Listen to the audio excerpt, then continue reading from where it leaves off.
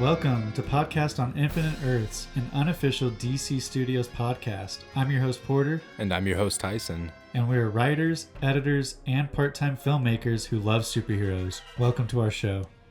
Welcome back. Today is the long-awaited episode where we cover Man of Steel, the Zach Snyder film.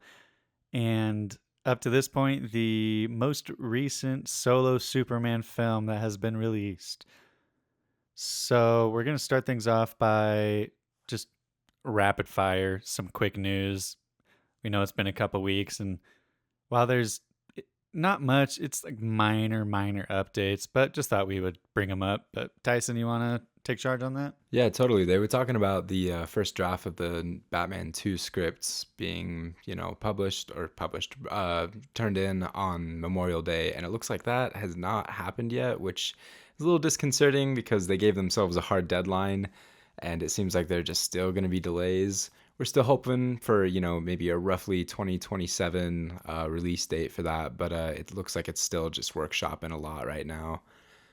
Yeah, it really is too bad. I have faith that they'll figure it out, but might just be a minute. Yeah, it is a bummer though. Yeah, but I mean, for major news outside of that, it seems like most projects are just still in the works. It sounds like they just very recently wrapped on Supergirl, which is exciting. Yes. They will be releasing that next year. And then obviously they have plans to be releasing Peacemaker later this year, which we're both super excited about. For sure. And yeah, beyond that, there really isn't anything major. Yeah, little things, but still good to keep updated. Things to be excited about. So, you want to just dive right in? Let's do it. Yeah, so just from the very beginning, I would say this has the best looking Krypton out of any of the movies we've seen. Oh, that's a for sure. I mean, you got in the first Superman movie, the Christopher Reeve one, it's cool, but you don't really spend time. You see them in like the weird council room, and that's kind of it. And then I guess you get to see the room where Superman gets launched, but I don't know. You don't really see much. There's no culture there. No, you make a good point. I mean, for most of the renditions that we've seen, they really don't take you around the planet very much. They'll maybe like cut to an outside shot of things exploding, and obviously they'll typically give you a shot of the planet itself exploding.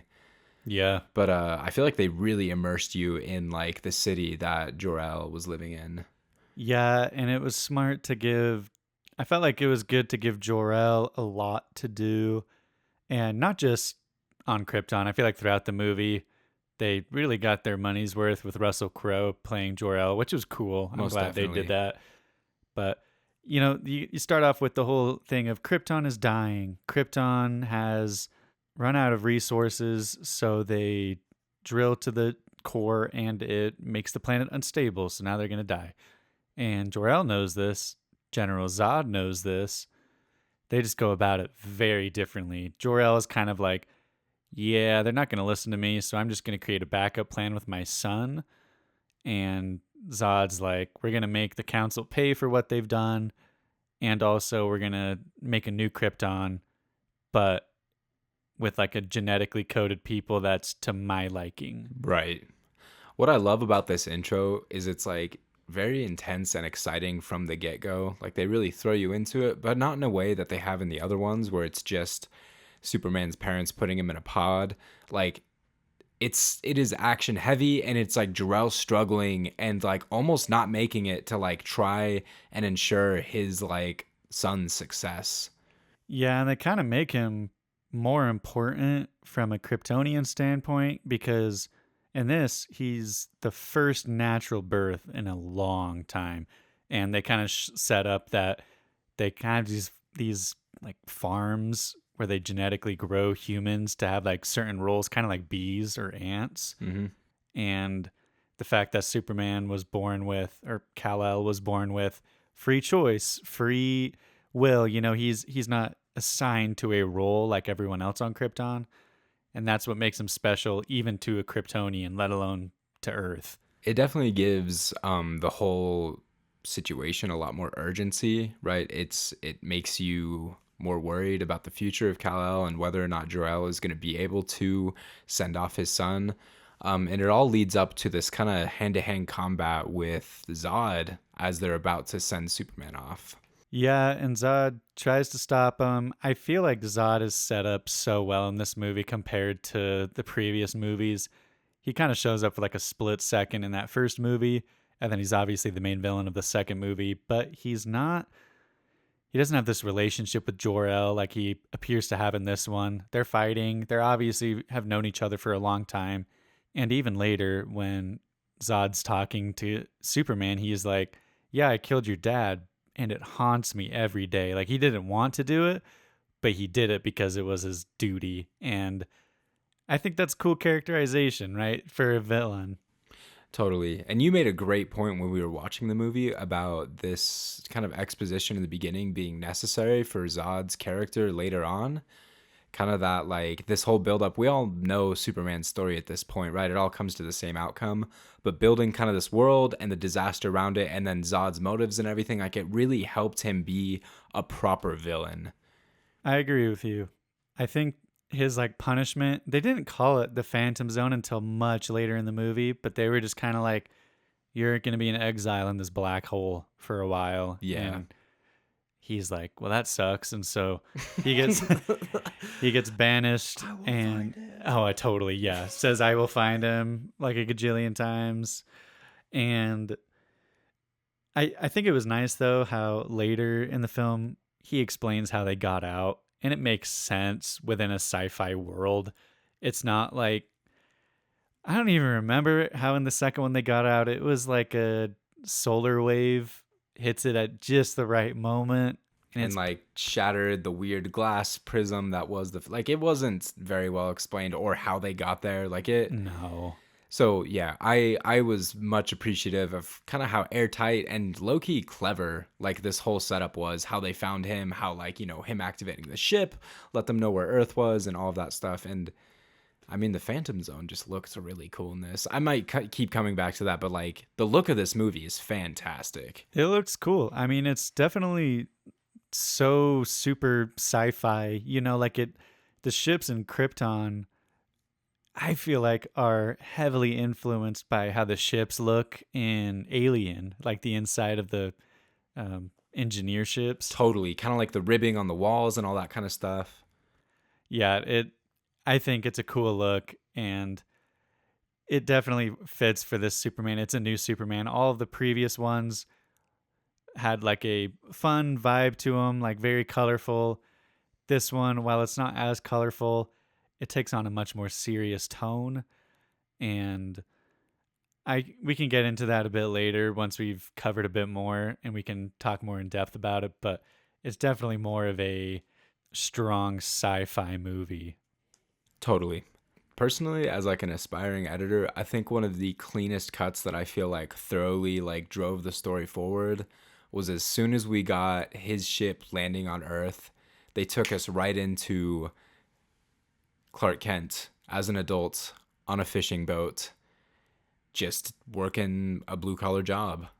Yeah, I'm with you. It's kind of cool that he's able to do that for himself, and when they see the oil rig on fire, he doesn't hesitate. He goes and saves them. And it's a cool scene, right? And he washes up on shore, but that it kind of brings up the whole non-linear storytelling of the origin, at least. Like for about at least the first act, it definitely cuts between him as an adult trying to find where he's from, and then cuts back to scenes from his childhood. You've got the bus rescue, you've got the bit where he's in class and his like senses are getting overstimulated, like he can see x-ray, he's hearing everything. Which I adore because I feel like they don't cover that in just about any other story. How difficult it must be to grow up with these kind of superpowers being an actual child, right? Obviously, he has good moral fiber, good parents, and is like beyond powerful, but like the confusion and struggle kind of going through that. I love that they even touched on that. Yeah, I'm with you, and I think it's smart because it also comes into play later in the movie with Totally. Zod and his goons, and I'm glad that they set that up finally. No, it was very well done. I think this is the tightest story, Superman wise. Yeah, I think a big reason why this nonlinearity works is the screenplay was written by David S. Goyer, who helped write the screenplay and the story for The Dark Knight and The Dark Knight Rises, which are Christopher Nolan directed films. And Christopher Nolan also helped develop the story for this film. And he is famous for nonlinear storytelling. And it shows in this movie. And I think it works. It keeps the origin exciting. It doesn't feel like they have to go from point A to point B on his childhood. It can bounce around and it flows still. Totally. Flow is a great word for it. It totally helps flesh out kind of his childhood character and his adult self as you discover more about him.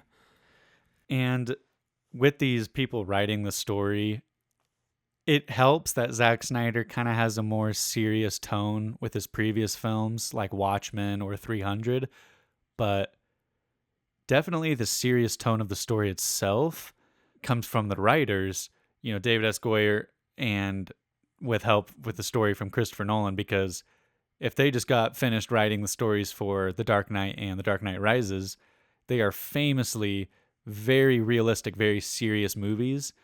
And you can tell that they were trying to translate that into a Superman movie.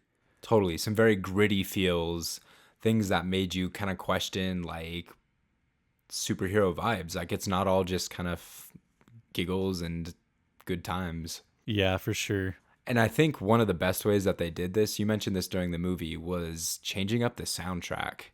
Oh, yeah. It felt very deep, and dark is maybe the wrong word, but more serious, Like more mature, more mature. like the piano theme that they got going on. Like that feels mature. It's not bombastic but it's enough to be like, this is important. Totally. And it's beautiful. And we were speculating, what this might mean for the next movie and whether they're going to keep the theme or that was just for nostalgic trailer feels.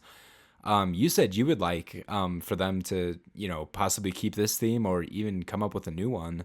I would be happy if they came up with a brand new theme. I feel like having that classic Superman theme in the trailers is super awesome. I love it. And if they keep it, like that's fine too. But it would be cool if they went a different route like they did with Man of Steel, where in this one they got Hans Zimmer to write the new score, and I think it turned out beautifully, and I think they could do that again. Totally. Totally. But would you rather them come up with a new score, or do you want them to kind of mix in the classic Superman theme? It'd be fun for it to pull up. I don't think I would want it to be as prevalent as it is in the earlier movies. Even though it looks like he is going for a lighter feel than Man of Steel, it would be fun for James Gunn to try and make it his own. I agree with you. So yeah, kind of going back to those flashbacks, the bus rescue scene I think is cool because you get a little bit of a planting with Pete, who's kind of a bully, but he becomes a friend, or at least like sympathetic towards Clark. Yeah. And you have Pete and his mom, freaking out at the Kent's house later. And it's one of my favorite scenes in the whole movie is when Jonathan Kent goes out to talk to Clark, and, Clark's like, what was I supposed to do? Like, let him die? And he's like, maybe. Like, there's no clear answer on this, but you need to be careful because the world is not prepared for a alien. And he shows Clark like the ship that he arrived in and kind of talks to him about, how they found him. And one of my favorite lines is, when he's like, you have to take this responsibility with you. You have to be the man you want to be. And Clark's like, can I just keep pretending to be your son? And Jonathan's like, you are my son, and hugs him. I love it. So wholesome. And Kevin Costner kills it as Jonathan. No, I'm with you there.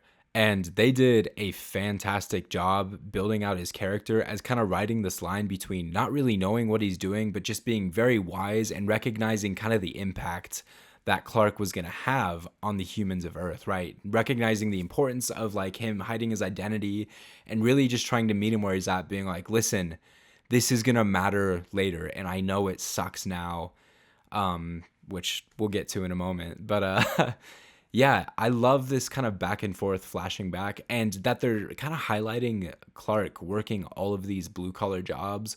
I feel like that kind of feel is essential because you don't get a lot of that in all these other movies. He just kind of shows up at the Daily Planet most of the time. Right. That's his only job. Right. But being the farm boy that he is, I feel like this is absolutely essential for his character, right? This is the kind of work that he knows, and it's what he would be good at. Yeah, like manual labor. You're so right. Right, working as like a laborer. At one point, we get him as just a waiter at a diner, and it's kind of a classic small town feel. I almost thought he was back in Smallville for a moment. Right. But we get this log trucker that's coming in, and he's just being, just classic, just jerk energy. Totally. And he's harassing the waitress, and Clark tells him to stop. And we get a lot of moments in this in the movie, which I love. Where Clark is tested with having to keep his cool around people that he could really, really put in their place. Total willpower. Yeah. And this guy, dumps a beer on him. He's like calling him names and stuff like that. Throws a can at his head, which you said was reminiscent of the new Superman trailer. Totally. I love the part when he like goes to shove him, but he just like does not move. It's like a wall. Holy cow. Yeah. And the guy's like look of fear. I feel like that was like kind of like a bad A moment for Superman. Totally, to show that like don't mess with him, but he's not going to do anything to you, which is almost an even greater show of power. Oh my gosh. Well, right. And the guy's talking all big because in that moment you could see he kind of broke and was like, oh, this would not go how I want it to. Right. But the girl's talking him down. So anyways, he leaves and the guy, finishes his meal, gets to be the jerk that he is, and then he leaves, and his truck that he pulled up in with all the logs and everything is like destroyed, like logs like shoved through the cab. It's all twisted and messed up. And what I love about this is it shows that like Superman is kind of human. Oh yeah, no, like because in a perfect world, he would just be the bigger guy and walk away. But yeah, you kidding me? Like, yeah, he was so mean. Right. He gets to be kind of like vindictive in this moment. He gets to hate this guy and want revenge. I love that so much. I feel like a lot of these other stories have struggle moments, but they don't really show him acting out unless he's affected by black kryptonite. Right. The next job we kind of see him at is he's working for the government, or something like that in the Arctic. And Lois Lane, we see her for the first time. She's coming to Canada to check out what the ship is that's landed there. And Clark Kent's there, but his name is Joe. Like, that's his alter ego to his alter ego. And he makes it onto the ship. And it's interesting because it's a substitute for the Fortress of Solitude. Yeah. It's just an alien ship instead of an actual fortress where it was like meant for him to show up and learn about Krypton.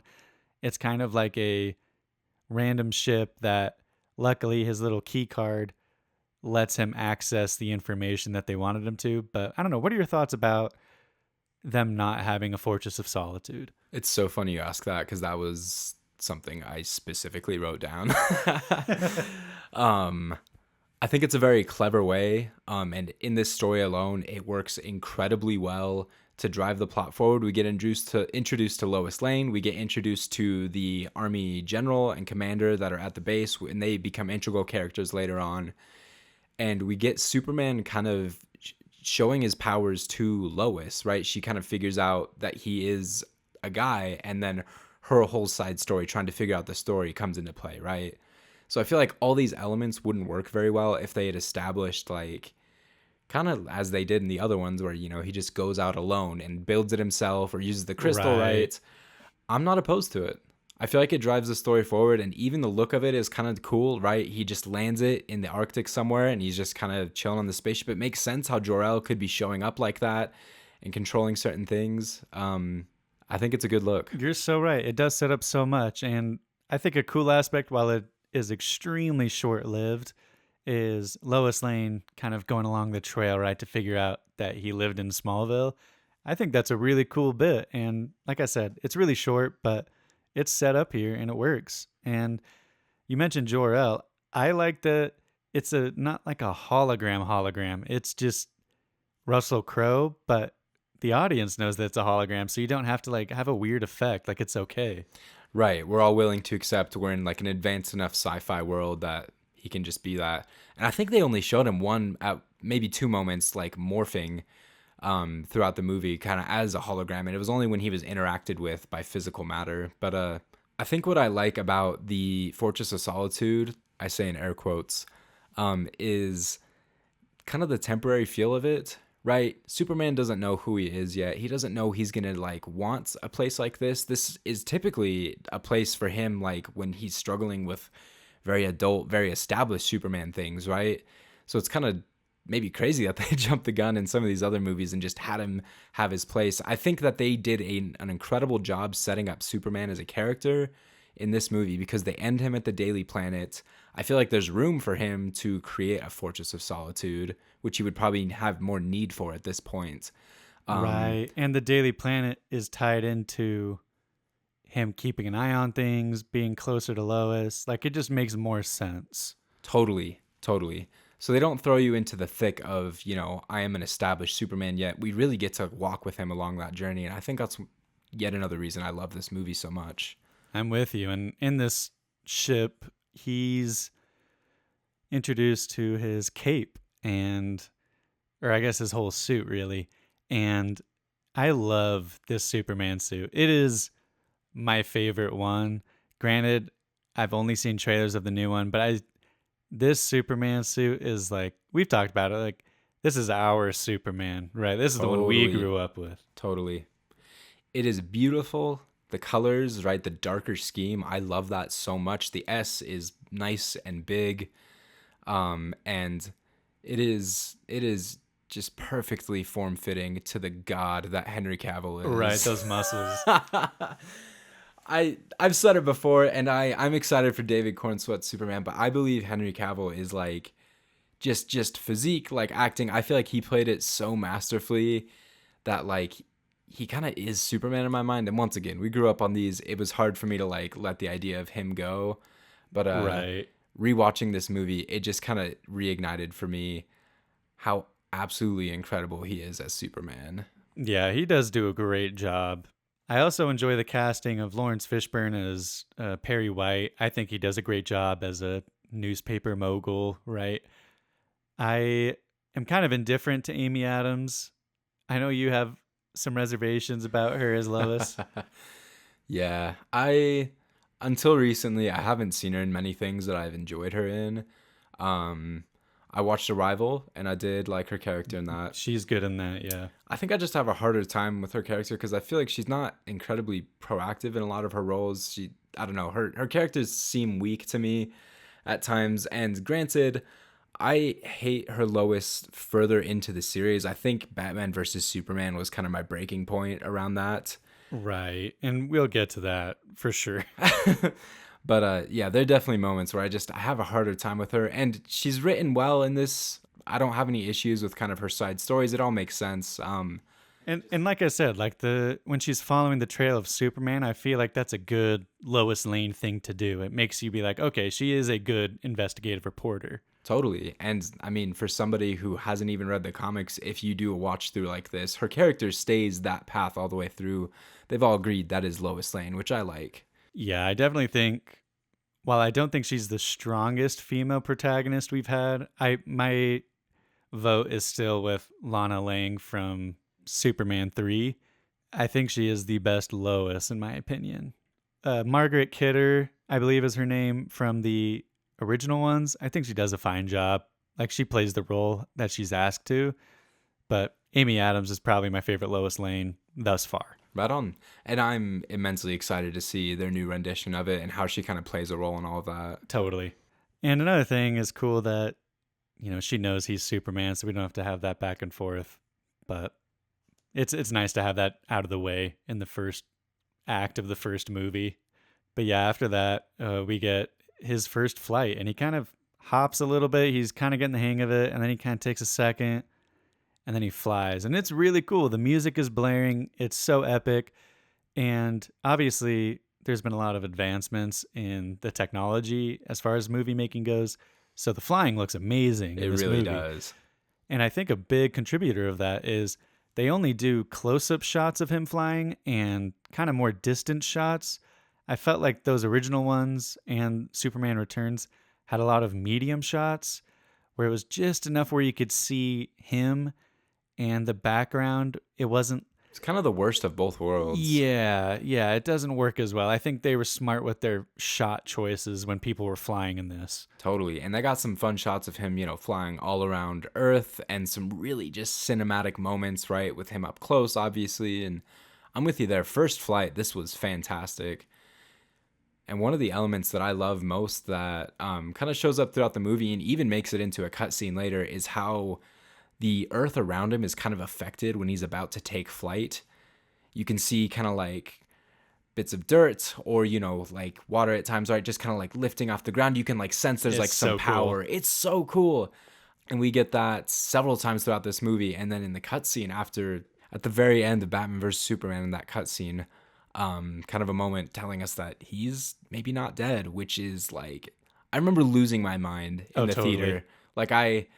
And it's such a split second. They played that so well. We're obviously not reviewing that, but what masterful. I'm such a fan of that. It's so cool. I'm with you there. It's great. And after that first flight, though, we get the flashback of Jonathan Kent's death. But before the actual tornado pulls up, they're kind of arguing in the car. And it's an interesting argument, right? Superman's or Clark Kent is like, I want to help people. Like, I need to go, you aren't my real parents. And Martha's like, stop it, right?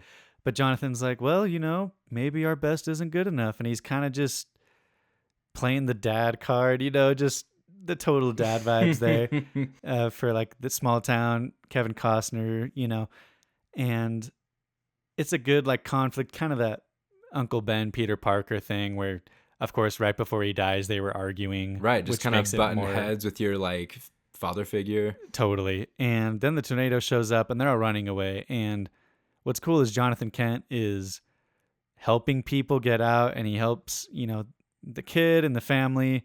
And then he goes to help the dog and he doesn't make it. And Superman technically could have saved him, but he tells him not to. And I remember when I was younger that was like a controversial thing. Like people thought that was dumb, but I don't know. I think it works. Well, and I feel like it works because they really leaned into that. And that was like the overarching theme of this is like, are people able to handle Superman? At what point is he able to show his powers? Right. And they definitely like drill that into you. You're right. They do the work. Yeah. And several years after this movie came out, that scene still hits so hard. Absolutely. And honestly, just a bit of love for Kevin Costner's character as Jonathan Kent's, being just kind of a farmer. You wouldn't expect him to care that much about a dog, but family dog means a lot, right? So for him Totally. to be sacrificing himself, maybe unknowingly for, risking his life for that, Yeah, means a lot. I agree. And we'll talk about it when we cover Batman v Superman, but man, his character has one of the best monologues in a superhero movie, in my opinion, in that movie. But I think he's so good in that role. He has some of the greatest like father-son moments, I'll say. I love him as Jonathan Kent. Totally. What I love about this kind of non-linear storytelling is kind of how they reintroduce Zod. They don't really explain how they got there. They just, start with the military being like, oh, there's like a ship orbiting the moon. Right. They're a little bit worried about it. And then it just shows all the TVs on Earth being tuned to this one channel, right? Zod just hijacks everything. And it is such a scary entrance. I'm such a fan. Because if you're thinking about this out of context of like superheroes or anything like that, it is literally just aliens that have taken over your TV with a message that just says you are not alone.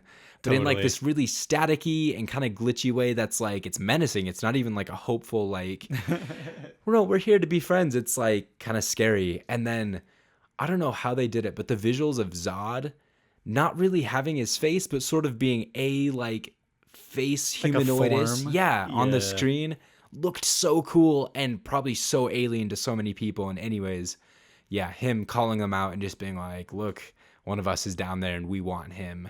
Yeah, great entrance. And I love that Superman has to kind of grapple with, do I help the Earth? Do I trust Zod? I don't know. And you get that it's kind of later in the movie, but you get another flashback of when a bunch of kids beat him up and Pete helps him up, which is awesome. But then Clark's talking with Jonathan again, and he's like, I really wanted to hit that kid. And Jonathan kind of gives him the pep talk of like, you have to build these characteristics when you're young because when you're an adult, they're going to have massive consequences. And it was at that moment I kind of realized that this movie really showed us where Superman gets his ethics from, which is a huge part of what makes Superman Superman. Totally. Well, and I love that they drilled it in that it's from like Jonathan's simple wisdom that he kind of comes by these morals. In a lot of the movies, they kind of stress, especially with the honesty, right? That that's like one of his superpowers, or that, you know, his moral fiber is just part of him like being Kryptonian, but like a lot of it is nurture. Yeah, it's really great. And with that like struggle, he goes to talk to a priest.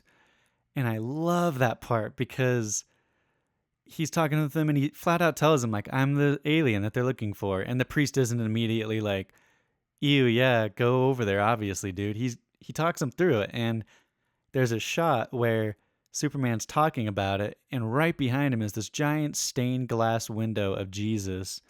And we've talked in the past about kind of the symbolism of people looking to Superman to save them no matter what, and not really taking like independence in their own hands. And I felt like while they didn't really cover it in this movie, that was a really cool symbolic framing. Holy cow, I could not agree more. And it almost has tones later, especially in Batman vs Superman, Definitely. where they have, right, the crowds, like everybody's wanting to touch him, they revere him as some sort of god, and you know, Bruce Wayne simply can't handle that. But I love that they set that up, and once again, just true to his character, raised Christian. You could see the cross around his mom's neck. Like, it would make sense for him to go to a preacher with this like just universal struggle he is having right now. Absolutely. So Superman decides to give himself up, goes to the ship, and kind of a different way that they did it, and I think it works a lot better than just straight kryptonite, is the atmosphere of Krypton is what kind of dampens his powers.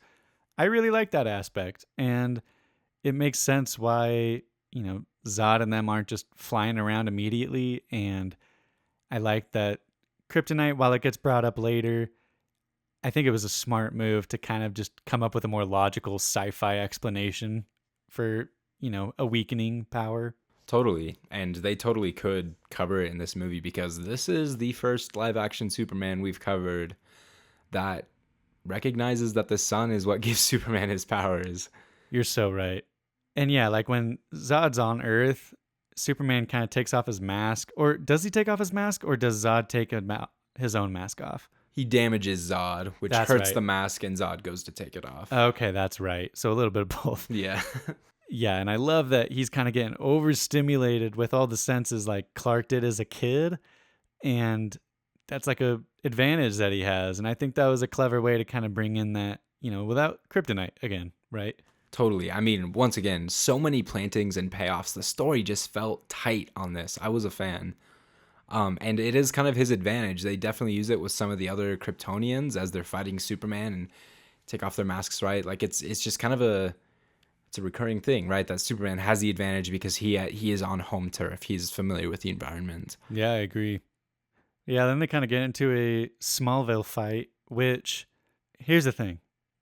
This movie's story structure, it technically has 3 acts, and the third act, while it is very long, I think the reason it feels even longer is the midpoint, which I believe is the ship, like Zod's entrance, feels like it should be the kind of beginning of the third act, because then they have a big fight and it's epic. And I love the Smallville fight, but they should have made it shorter. And also, like, afterwards, you get the whole thing with the military being like, oh, Superman's good now. And I don't know. It's tough for me to kind of wrap my head around it, but I feel like it goes from first act, you get the origin stuff, and then you get fight scene third acts. You know what I mean? Like third act, and while there technically is a break between the second and the third act later on, it kind of all flows and feels like it's one thing. Sort of similarly to a recent superhero film that we went and saw together, Thunderbolts, where the structure feels a little off, but when you look at it, you know, big view after the fact, yeah, there are 3 acts. It just doesn't feel that way when you're watching it. Sometimes hard to pinpoint where you're at. Yeah.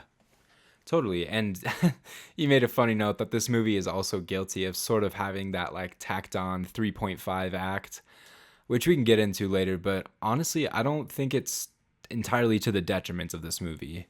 No, I mean, I think the issue is not necessarily the fourth act itself. It's kind of the stuff that comes before. Like this fight in Smallville is awesome. I think that the Smallville fight and the fight with the world terraforming machine in the Indian Ocean, the length of them kind of makes you go like, okay, I'm kind of like, I get it. He can fight. It's cool.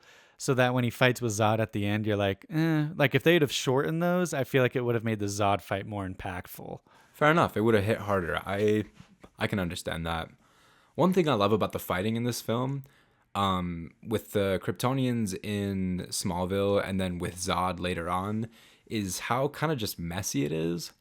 It makes a lot of sense for Superman. This is probably the first time he's had like an actual fight, right? Because he's, for one, fighting back, and for two, fighting with people that like can match his strength.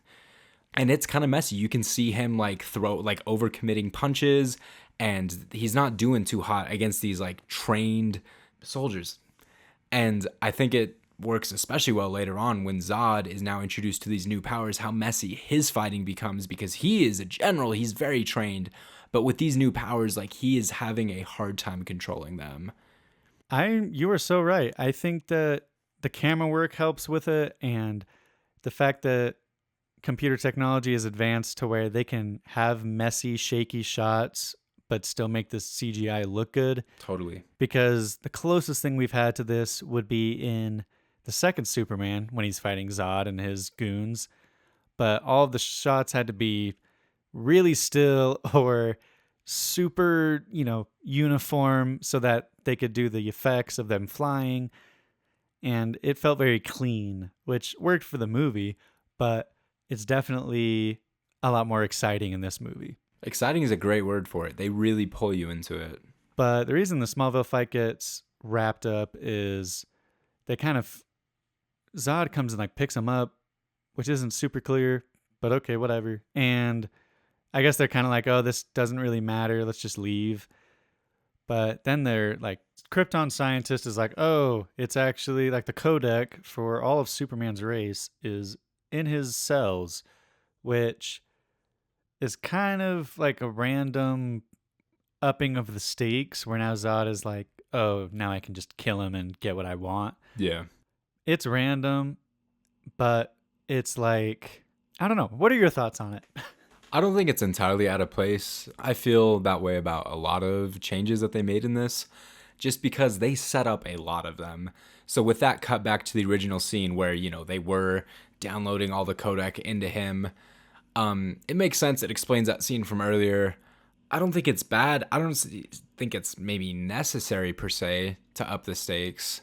That's fair. But I don't necessarily disagree with it because it feels less out of the blue than, some of the decisions that we've seen in these earlier films. That is very true. But yeah, then they go blow up the ship by sucking it into a black hole, and their plot is foiled. They're all dead except for Zod. And he kind of gives Superman this monologue of like, you've taken everything, I have nothing left to lose. And then they proceed to have a very big fight in the city. And it's cool. I think kind of like we were saying earlier, it might be diminished just because of all the fights that have happened prior. But on its own, it's a cool fight, I think. It does well, real fast. Just before they start this fight, Lois is getting close to Superman. They're all like blown away that, You're right. I forgot about that. they stop them and this is like the end of the movie. And she says the words, they say it's all downhill after the first kiss, which It's so random. Like, I- what? yeah, it's shocking to me because obviously, she didn't write the line. The writers did. And the writing has been like pretty dope up until this point. So that just feels That was like the one part that like took me out of the moment. I was like, what? Maybe romance isn't their strong suit. I guess so. They kiss. It's a sweet moment, but yeah, that line I felt needed a mention because it was not in place at all. So I'm curious. That kind of feels like could be a natural conclusion to the film. Do you wish Zod would have just been sucked up into the black hole? Or are you kind of glad that they have that extra fight? Do you think it really adds anything? The fight itself, I mentioned before, I liked how messy it was, right? Zod trying to figure out his powers. It's extra epic, right? Because that's like the first like Superman v Superman kind of feel that we get, right? The rest of it is just him struggling against the Kryptonian atmosphere or just the unnaturally strong Kryptonians. I think the conclusion to that fight is necessary. Okay, yeah, I'd agree with that. I mean, as far as adding to the film, it sets up some things for Batman v Superman, which is kind of fun. You get the LexCorp truck, which you had pointed out. I didn't notice that until this recent viewing. I mean, neither did I, but yeah. That's a fun, yeah. Thrown at him. You can see why Lex has a vendetta now. Totally. Yeah, his one truck. But it does set up Bruce Wayne's motivations, right? At the beginning of Batman v Superman, you get to see how like it's destroying the city. It destroys the company and a lot of people that have worked for him. It kills a lot of people. And so it sets up that. But when this movie came out, you wouldn't know that it was setting up that, right? No. Well, I mean, plenty of people I've talked to, right? That was one big qualm they had with this movie was like, it felt like it ended there.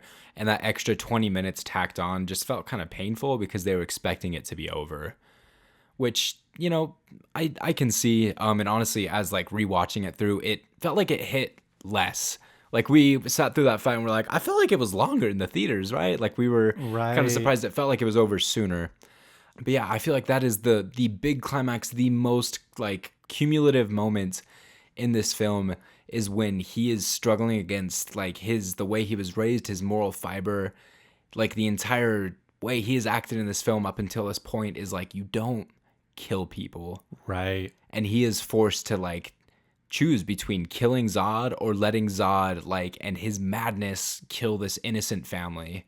Yeah, it's a great moment, and it's kind of a meme now when he like yells, but I feel like it works, right? Like if you were watching this for the first time and you weren't aware of like the meme culture, like it's a good scene. I'm gonna be honest, I was unaware of that meme. It hits. I feel like it's a solid moment, the echo and everything, but I could see how somebody could slap that over something dumb. Oh, totally. Yeah. Oh my gosh. Well, and honestly, I feel like for a lot of movies, it's sometimes hard to go back after you've seen the memes.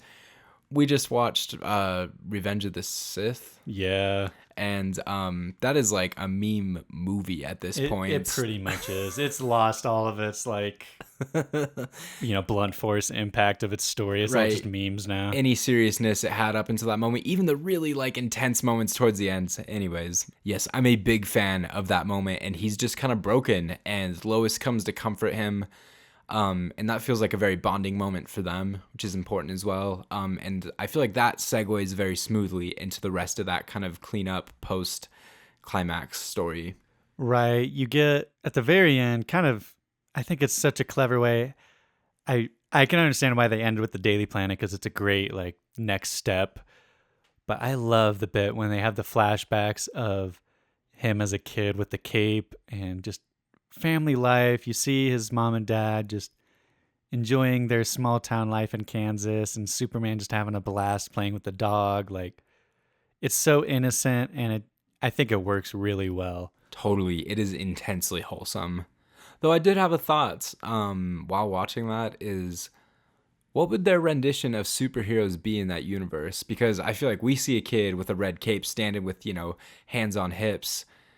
It's like he's trying to be Superman, right? Right. So I was curious, like, is there, I don't know, canonically some kind of comic book, some or whatnot that he would be trying to, like, replicate? I don't know. That's a funny point, though. Anyways, very I guess wholesome. It could be like a Zorro thing, right? Because he has a cape. maybe not imitating a superhero, but just a hero. Okay, fair enough. And I mean, that is, Batman's, that's the movie they watch. That's so When true. his parents are killed. That I feel like that's about right. That could be their connection other than Martha in Batman versus Superman. It's just a mutual love for Zorro. Totally. So to kind of wrap up, I'm super interested on your opinion of Zack Snyder and his directing style. A lot of people give him crap for the story of this movie, but as we've covered, he did not write this movie, he directed it, which is a different role entirely and obviously has a huge impact on the movie. But for Man of Steel alone, we'll obviously talk about future ones later, but Man of Steel alone, thoughts on Zack Snyder's direction and how he took it? Unopposed. Honestly, I think the darker tones that he tried to work with in the story and everything did well. You can definitely see a bit of David S. Goyer and Christopher Nolan's influence, right, in kind of the direction that the story went. But overall, I think it worked well for this movie. I feel like it held up. We noticed a lot of smash zooms, Oh, yeah. which is a pretty iconic, especially in space when you're trying to focus on something, kind of that's getting further away. It felt almost like Transformers-esque at times, right? Yeah, it adds like a sense of realism in some shots when they're flying around. It's like, oh, cool. Sometimes it doesn't work as well. Right.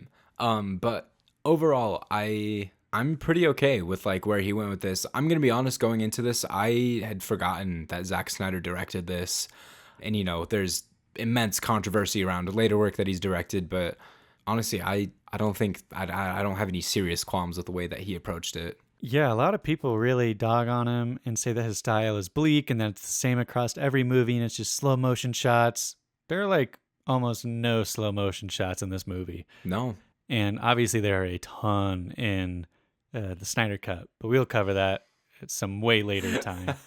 But I don't know. I feel like he has a style. And if you watch a movie like 300, he is a great guy to adapt a graphic novel from because he obviously loves the art of a comic book and he's trying to translate that into film, which is very commendable. And with today's technology, he's able to pull it off.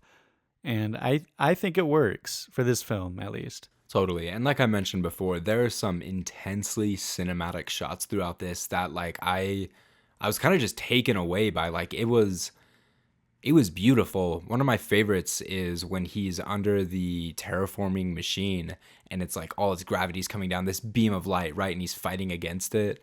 I love that sequence. I'm with you. And even little things, like in the flashback when he's getting beat up by the kids, you see him get helped up by Pete, but then it kind of pans down to the pole he was gripping on and it's like bent metal. And it tells you all you need to know, right? Totally. You almost could have not had the conversation where he's like, I really wanted to hit that kid. And just from visual storytelling, you would have been able to pick that up. Totally. That is one of like the laws in filmmaking is show not tell, and I feel like Zach exemplifies that. I agree. In this movie, he does a good job. I will stand by. I think that this, up until, I have not seen the new one, obviously, that's coming out in July, but this is my favorite Superman movie thus far. I'm with you there, and I mean it's kind of hard to compare because there's a 20-ish year gap between like most of the other renditions. Right. So obviously the technology is crazy different, but even story writing, I mean, there are great movies in the 1970s and 60s even, right? A lot of the other Supermans just kind of struggled in that realm. Yeah, overall, very good. Yeah, next one, we're going to go back to an animated film. It's going to be Superman, Man of Tomorrow. It was kind of the first one in DC's animated Tomorrowverse. We're excited to watch. I've seen it before. I really enjoy it. I think there's a lot we can pull from it and talk about. It'll be your first time, right? Totally. And so it'll be a good conversation. I'm excited to talk about it. But yeah, this has been kind of the big one I've been excited to talk about, and I feel like we got a lot of fun thoughts out. I'm with you there. Cannot recommend this movie enough. I feel like it's a great watch, and once again, just lots of love for Henry Cavill and the score of the story. I feel like it all just came together really well. Absolutely. It's definitely a must watch before the new one. But yeah, thank you guys so much for listening, and we'll catch you next week. See you later.